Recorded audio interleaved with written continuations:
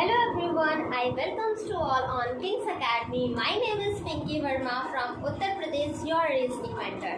So I hope आप लोग बहुत अच्छी स्टडी कर रहे होंगे. So स्टूडेंट्स, आज का हमारा टॉपिक रहने वाला है सिटिंग अरेंजमेंट. सिटिंग अरेंजमेंट हमारे कॉम्पिटिटिव एग्जाम में बहुत बड़ा रोल प्ले करता है. तो आइए जानते हैं सिटिंग अरेंजमेंट में ऐसा क्या होता है.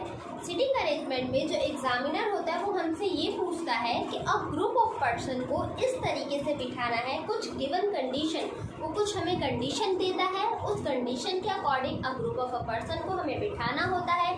वो एक मैथमेटिकल बॉडिकल शेप कुछ भी हो सकती है, चाहे हम उसे एक सर्कल में बिठाएं, एक स्क्वायर में बिठाएं, एक रेक्टेंगल में बिठाएं, या लीनियर या स्ट्रेट लाइन में बिठाएं, डबल या पैरेलल लाइन में बिठाएं. किसी भी तरीके से कुछ ग्रुप ऑफ अ पर्सन को बिठाना एक पर्टिकुलर कंडीशन को सेटिस्फाई करते हुए ही उसको हम जानते हैं सिटिंग अरेंजमेंट के नाम से. कुछ इंट्रोडक्शन लिखवाती हूँ, आप नोट कर लीजिए. सो स्टूडेंट्स, अभी हमने इंट्रोडक्शन के बारे में जाना था. देखो मैंने क्या इंट्रोडक्शन लिखा है. We are asked to arrange a group of people according to given condition. इसमें बोला जाता है अ ग्रुप ऑफ पीपल को अरेंज करना होता है कुछ कंडीशन को सेटिस्फाई कराते हुए. अब सिटिंग अरेंजमेंट को क्वेश्चन को करते समय हमें कुछ पॉइंट्स को ध्यान में रखना होता है. Now let's read what's points to remember. हमें किन किन पॉइंटों का ध्यान रखना है. पहला पॉइंट हमारा ये होता है डायरेक्शन. जब भी सिटिंग अरेंजमेंट के क्वेश्चन करते हैं हमें डायरेक्शन ध्यान रखना है. डायरेक्शन दो तरीके से है. अगर ग्रुप ऑफ पर्सन बैठे हैं तो उनका फेस इनसाइड है या आउटसाइड है. किसी भी शेप में बैठे हो उनका फेस पता लगाओगे. फिर लेफ्ट कौन सी डायरेक्शन होगी और राइट कौन सी डायरेक्शन होगी. एक पॉइंट आपको ध्यान रखना है, जब भी आप सिटिंग अरेंजमेंट के क्वेश्चन को सॉल्व करते हैं तो अपने आप को एज्यूम करो जो आपका राइट होगा डायग्राम का भी वही राइट होगा, जो आपका लेफ्ट होगा डायग्राम का भी वही लेफ्ट होगा. ओके. नेक्स्ट है सिलेक्शन ऑफ इनिशियल व्यू. आपको स्टार्ट कौन से पॉइंट से करना है. सबसे पहले आपको ये चुनना होगा आप कौन से पॉइंट से स्टार्ट कर रहे हो. आपको पूरे पैसेज में एक डेफिनेट इंफॉर्मेशन गिवन होगी, आपको इनिशियली वहीं से स्टार्ट करना पड़ेगा. थर्ड पॉइंट आपको ध्यान रखना है लिंकेज ऑफ क्लू. क्लू ढूंढना है. अगर फर्स्ट कंडीशन में फर्स्ट स्टेटमेंट में आपको ए और बी दो एलिमेंट के बारे में बात की गई है तो आपको नेक्स्ट लाइन में भी यही ढूंढना होगा कि इस ए और बी कैसे क्या लिंकेज गिवन है. अगर कोई ए या बी एलिमेंट के बारे में लिंक गिवन होगा तो आप उसी पॉइंट को पिकअप करेंगे. आई होप आपको ये समझ में आया होगा. नाउ नेक्स्ट पॉइंट है हमारा रिलेटिव प्रोनाउंस. इंग्लिश में बहुत अच्छे से पढ़ चुके होंगे कि रिलेटिव प्रोनाउन क्या होता है. हूँ, विच या हूज. जहाँ पर भी ये चारों वर्ड आ रहे हो या जहाँ पर भी रिलेटिव प्रोनाउन का यूज हो रहा हो वो कौन सा एलिमेंट को रिप्रेजेंट करते हैं. हमेशा सेकेंड एलिमेंट को या फिर जो क्लोजेस्ट एलिमेंट होता है उसको रिप्रेजेंट कर देते हैं. एक बार एग्जाम्पल के थ्रू समझते हैं. देखो क्या बोला गया है. It represent second element. Example दिया है A is third right of B, who is second left of C. तो जो ये हु यूज हुआ है ये कौन से एलिमेंट के लिए यूज किया गया है. अभी हमने पढ़ा सेकेंड एलिमेंट के लिए यूज करते हैं. तो जो हु है ये सिर्फ बी के लिए यूज किया है. एग्जाम्पल देखो, एक सर्कल है जिसमें एक पर्सन बैठे हैं. बोल रहे A is third right of B. मान लो बी यहाँ पर है, बी के फर्स्ट सेकेंड थर्ड राइट पर ए हो गया. अब बोला गया B who is second left of C. तो जो ये हु बोला गया ये बी के लिए बात कर रहा है. तो बी जो सी के सेकेंड लेफ्ट है तो सी का फेस इधर होगा तो सेकेंड लेफ्ट यहाँ पर हो जाएगा. आई होप आपको ये समझ में आया होगा. हु, विच और होम और हुज हम सेकेंड एलिमेंट के लिए यूज करते हैं. अब इसके आगे एक और पॉइंट है कंजंक्शन का. कंजंक्शन का देखते हैं अभी नेक्स्ट पॉइंट में बताती हूँ. हमारा फिफ्थ पॉइंट होता है कंजंक्शन. अभी इससे पहले हमने किसके बारे में डिस्कशन किया था, रिलेटिव प्रोनाउंस के बारे में. अब हम डिस्कशन करते हैं कंजंक्शन के बारे में. कंजंक्शन कौन कौन से वर्ड हो गए, एंड, बट, वाइल और एक्सेट्रा. जब भी हमारे पैसेज में एंड, वाइल और बट का यूज हो रहा होगा तो ध्यान रखना हमेशा वो फर्स्ट एलिमेंट को डिफाइन कर रहा होता है. किस तरीके से, it represent first element. Always remember student, we will always use these word for the first element. Example, A is second right of B and third left of C. तो जो ये and use हुआ है इस बार किसके लिए use हुआ है, A के लिए यूज हुआ है. एग्जाम्पल देखो, एक पर्सन है एक सर्कल में बैठे हुए हैं. बोल रहा है A is second right of B. अगर B के फर्स्ट सेकेंड राइट पर A है and third left of C. तो ये सी ए के लिए बात कर रहा है, जो ए होगा ये सी के थर्ड लेफ्ट में होगा।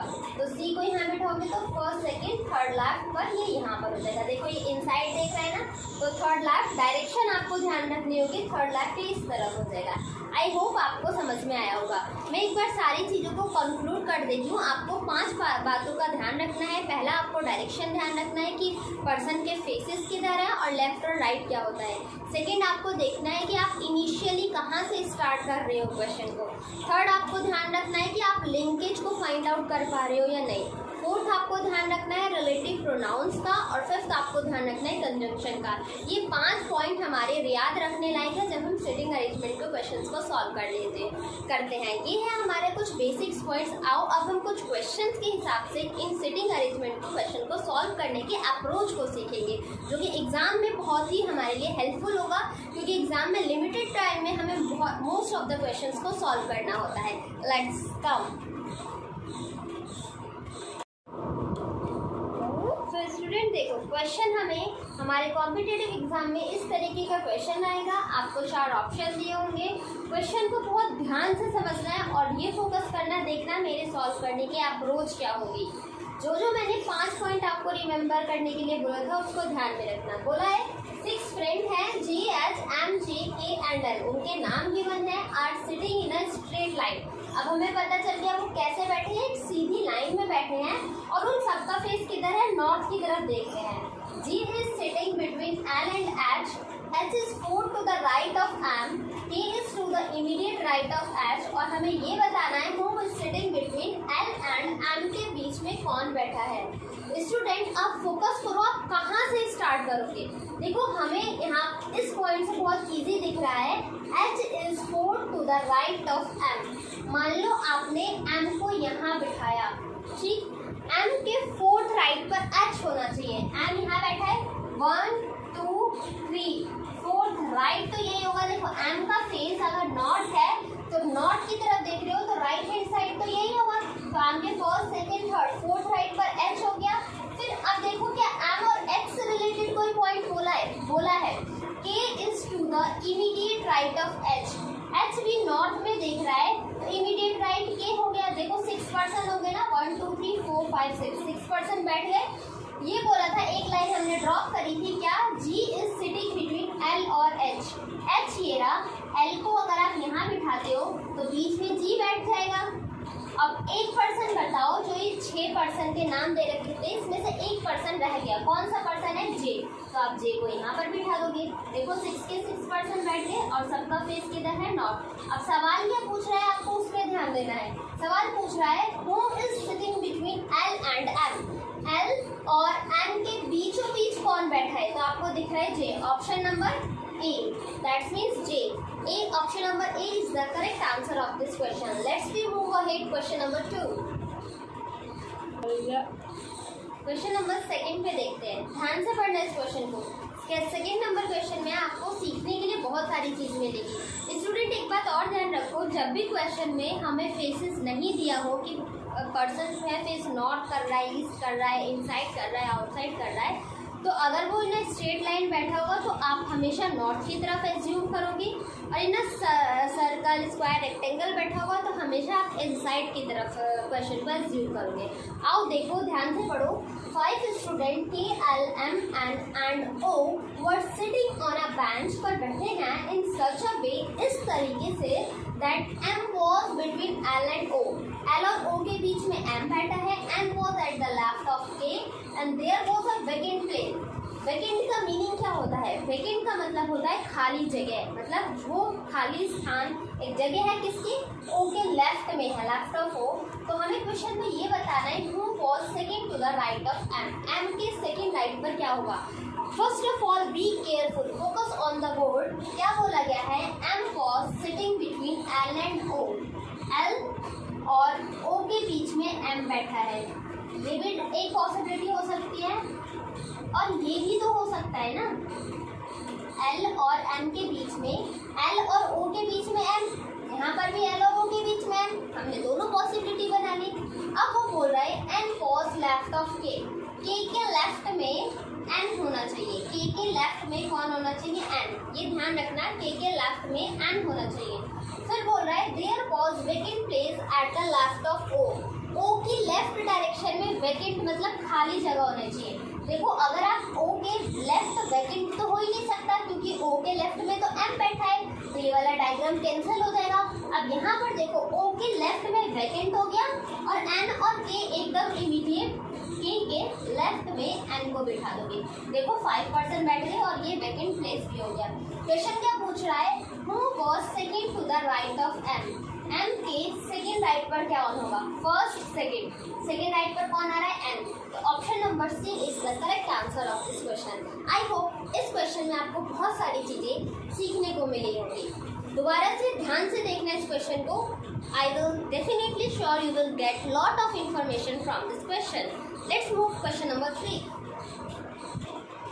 सो स्टूडेंट क्वेश्चन नंबर 3 ध्यान से देखना। इस बार 7 गर्ल्स हैं A to G तक are sitting around a circular table. इस बार कैसा डायग्राम बनाना है हमें, सर्कुलर टेबल है। तो अगर आप देखो 7 पर्सन है, ये 6 पर्सन हो गए, एक साथ ये हो गया। अगर इनको ऐसे राउंड में करो तो देखो ये 7 पर्सन हो रहे हैं ना, ठीक। हमने 7 पर्सन को इस तरीके से डिनोट कर दिया। सेंटर में सबका फेस किधर है, सेंटर की तरफ, सब सेंटर में देखते हैं, ठीक। आगे बोला गया है E is sitting between D and C, D और C के बीच में E बैठा है। अब C यहाँ भी आ सकता है और D यहाँ भी आ सकता है। अभी दोनों के बारे में हमें कोई श्योरिटी नहीं बना तो हमने पॉसिबिलिटी ले लिया है। आगे बोला गया है G is second to the right of E। देखो E ये बैठा है, E का सेकंड राइट क्या होगा, first right, second right E हो जाएगा। तो यहाँ पर आपने G को बिठा दिया। A is third to the right of C, C के थर्ड राइट पर A। अगर C आपका यहाँ बैठा है तो फर्स्ट सेकंड थर्ड राइट के लिए जगह बचेगी जो आप बिठाओगे, नहीं। तो इसका मतलब C की पोजीशन फिक्स हो जाएगी कि C हमारा यहीं पर बैठेगा, ठीक है। अब C के थर्ड राइट पर आप A को बिठा सकते हो। फर्स्ट सेकंड थर्ड राइट कौन हो जाएगा, A, ठीक। यहाँ तक क्लियर हुआ। अब देखो क्या बोला गया है, B is between A and D, A और D के बीच में B बैठा है। A और D ये रहा, इन दोनों का बीच पॉइंट क्या हो जाएगा, B। ये भी बात क्लियर हो गई। A is second to the left of D। देखो D यहाँ पर बैठे ना, D का सेकंड लेफ्ट, फर्स्ट और सेकंड लेफ्ट ये बैठा है, हमने वही पोजीशन बिठा रखी है। फिर पूछा है who is at the third place of F। अब इसमें से एक जगह बच गई है और पर्सन भी हमारे पास एक ही बचा है, तो F को आप यहाँ पर बैठा दोगे। अब पूछा है F के थर्ड राइट पर कौन बैठा है, F इधर देख रहा है, F यहाँ पर बैठा है, F इनसाइड देख रहा है, तो थर्ड राइट गिनो, फर्स्ट सेकंड थर्ड राइट। तो F के थर्ड राइट पर कौन बैठेगा, D। Option number B, that means D। Option number D, that option number B, और कौन बैठा है, D। तो करेक्ट आंसर आपका ये हो जाएगा। ध्यान से समझना, ये एक सर्कुलर सिटिंग अरेंजमेंट था, तो ध्यान से फोकस करो। आप इस फोटो की इस क्वेश्चन की स्नैप क्लिक कर सकते हो, ध्यान से समझो। यही अप्रोच होनी चाहिए आपको भी क्वेश्चन को सॉल्व करते टाइम। आइए मूव करते हैं क्वेश्चन नंबर 7 पर, 4 पर। स्टूडेंट क्वेश्चन नंबर 4 की तरफ मूव करते हैं। अब हम 8 friends P to W, P Q R S T U V W, मतलब 8 फ्रेंड्स इसी नेम में आ गए हैं, are sitting around a rectangle table. इस बार किस अरेंजमेंट में दिया है, इस बार पर्सन बैठे एक रेक्टेंगल में, ठीक है। R is sitting at the north west. देखो रेक्टेंगल में बैठे हैं, फर्स्ट ऑफ ऑल आप एक रेक्टेंगल बना लो, ठीक। ये रेक्टेंगल हो गया हमारा। अब इसको देखो, आर कौन सी डायरेक्शन में, स्टूडेंट नॉर्थ वेस्ट। आप मेरे से डायरेक्शन डिस्टेंस बहुत अच्छे से समझ चुके हो। अब आप खुद बताओ नॉर्थ वेस्ट डायरेक्शन किधर होगी। ये होती है नॉर्थ, ये होती है वेस्ट। नॉर्थ और वेस्ट के डायरेक्शन को हम बोलेंगे तो आर यहाँ बैठ जाएगा। फिर बोला है R and P are place diagonally opposite to each other, diagonally opposite. तो एक रेक्टेंगल में डायगनल इस तरीके से होता है, एक दूसरे के अपोजिट बैठे हैं, तो आर और पी को यहाँ पर बिठा दोगे। Whereas V and U are set diagonally opposite to each other, V और U भी diagonally opposite बैठे हैं। अब आप बोलोगे मैम आपने V और U को ऑब्लिक डाल के क्यों बिठाया है, क्योंकि स्टूडेंट अभी हमें यहाँ पर कुछ भी कंफर्मेशन नहीं है कि यहाँ पर V बैठेगा या U बैठेगा।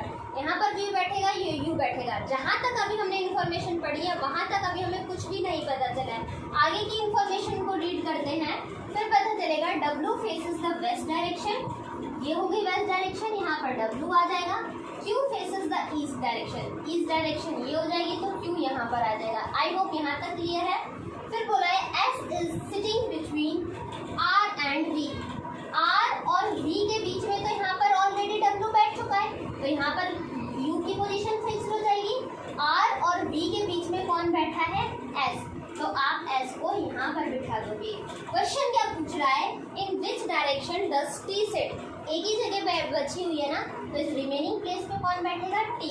और पूछा है T कौन से डायरेक्शन में बैठा हुआ है, तो T हमारा साउथ डायरेक्शन में बैठा है। That's option number A is the correct answer of this question. I hope ये क्वेश्चन आपको समझ में आया होगा। Let's move another question.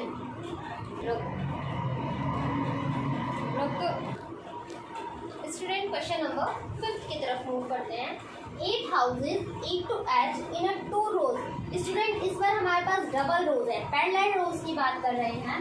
4 houses in each row, एक रो में कितने घर हैं? 4 घर हैं, और उसी तरीके से दूसरे रो में भी कितने घर होंगे? 4 घर होंगे। The houses in each row faces the opposite to one another, मतलब एक घर का फेस इधर है तो दूसरा घर का फेस इधर होगा, मतलब दोनों घरों के फेसेस आपस में एक दूसरे को फेस कर रहे हैं।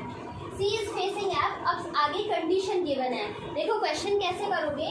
क्या बोला गया है? C is facing F, C किसको फेस कर रहा है? F को। G and A are diagonally opposite, G और A 4 पर्सन है ना, तो डायगोनली अपोजिट कैसे हो जाएंगे? एक बार G को यहाँ बिठाओ, एक बार A को यहाँ बिठाओ। इस वाले डायग्राम में देखो, एक बार आपने A को यहाँ बिठा दिया, एक बार G को यहाँ बिठा दिया, ठीक। अब बोला गया है G and A E is facing H but is not in the same row that of A। इस लाइन का क्या मतलब हुआ? E किसको फेस कर रहा है? H को, लेकिन E उस वाली लाइन में नहीं बैठेगा जहाँ पर कौन बैठा है? A बैठा है, तो इस वाली लाइन में तो E आएगा नहीं। E किसको फेस कर रहा है? H को, तो इन दोनों जगह में से अभी E और H दोनों जगह आ सकता है। आगे बोला है H is between D और C। अब देखो D और C के बीच में, तो D या C के बीच में H, D और C के बीच में H। यहाँ पर भी देखो D या C के बीच में H, D या C के बीच में H, ठीक है। और H को कौन फेस कर रहा है? E, तो E को फेस करने वाला यहाँ पर H हो जाएगा, ठीक। आगे लाइन है C is facing F। अब देखो अगर आप C को यहाँ पर बिठाते हो तो F को तो फेस कर ही नहीं पाएगा, तो D की प्लेस फिक्स हो गई। और C किसको फेस कर रहा है? F को आपने यहाँ पर बिठा दिया। इसमें देखो C को यहाँ बिठाओगे तभी F फेस कर पाएगा, और यहाँ पर कौन हो जाएगा? D, ठीक। D को आपने यहाँ पर बिठा दिया और यहाँ पर आ जाएगा आपका C, जो कि C फेस कर रहा होगा किसको? F को। अब बोला गया है विच, अब देखो एक पर्सन बच गया, कौन बचा? वो B। इसमें भी कौन बच गया? B। अब ये देखो दो पॉसिबिलिटी बन रही है। जब भी आपको क्वेश्चन में ऐसा दिया जाए जहाँ पर दो पॉसिबिलिटी बन रही होगी, वहाँ पर आप चेक करना विच house is facing B, B को फेस करने वाला। क्वेश्चन क्या पूछ रहा है कि B को कौन फेस कर रहा होगा? दोनों डायग्राम में आंसर सेम आ रहा है, B को कौन फेस कर रहा है? A। That's means option number C is the correct answer of this question. I hope ये क्वेश्चन आपको समझ में आया होगा। आप एक बार इस पर फोकस करें। बढ़ते हैं नेक्स्ट क्वेश्चन की तरफ। So student, let's move to our last question, that is question number 6. 6 students L, M and O, P and Q are standing in a line facing the north। Straight line में खड़े हैं और इस बार ये सारे face किस तरफ है? नॉर्थ की तरफ, but not necessary in the same sequence. That's means L, M and O, P, Q इसी सीक्वेंस में नहीं है, इनका सीक्वेंस फ्लक्चुएट हो सकता है। फिर बोला गया है L is at the corner. अब देखो L एक कॉर्नर में है, कितने पर्सन है? 6, तो L के 2 कॉर्नर हो जाएंगे। एक आगे इन्फॉर्मेशन पढ़ते हैं, उससे हमें डिफाइन होगा Q is beside him, M is to the immediate right of V and M is at the second place from the right hand से second place। अब हमारे पास दो इन्फॉर्मेशन मिली जिससे हम L की पोजीशन को फिक्स कर सकते हैं। L को हमने एक कॉर्नर पे बिठा दिया, 1 2 3 4 5 ऑलरेडी 6 पर्सन है। और सेकंड राइट से जो सेकंड प्लेस है, राइट हैंड से सेकंड प्लेस पे कौन बैठा है? M M is at the second place, तो M को यहाँ पर बिठा दोगे तो फिक्स हो गया। L के बिसाइड में कौन बैठा है? Q। इसने बोला था Q is beside him। M is at the immediate right of P। P के immediate right पर M होना चाहिए। फिर बोला गया है N is not beside Q। N को Q के बिसाइड में नहीं बिठाना, तो N के लिए बस हमारे पास एक ही पोजीशन बची है, तो आप N को यहाँ पर बिठा दोगे। एक पर्सन बच गया, L, M and O बच गया, O की पोजीशन ये हो जाएगी। क्वेश्चन क्या पूछ रहा है? Who is standing to the immediate right of Q? Q के इमीडिएट राइट पर कौन होगा? आप देखो Q ये रहा, सबका फेस नॉर्थ था, तो Q के इमीडिएट राइट पर कौन हो जाएगा? O। कौन सा ऑप्शन मैच हो रहा है? Option number C. Option number C is the correct answer of this question. Student, इसी तरीके से क्वेश्चन हमारे कॉम्पिटिटिव एग्जाम में सिटिंग अरेंजमेंट से पूछा जाता है। आई होप आपको ये सारे अप्रोचेस, सारे कॉन्सेप्ट आपको इक्वल हुए हो, समझ में आए होंगे धीरे धीरे। आपका ही काम है इन्हीं कॉन्सेप्ट को दोबारा से आप एक बार सुने, एक बार देखें, समझें, नंबर ऑफ क्वेश्चंस की इस पर प्रैक्टिस करें और अपने सिटिंग अरेंजमेंट की टॉपिक को एकदम स्ट्रॉन्ग बनाएं। I hope you will like this session. Thank you so much. Keep learning and keep study. Take care student.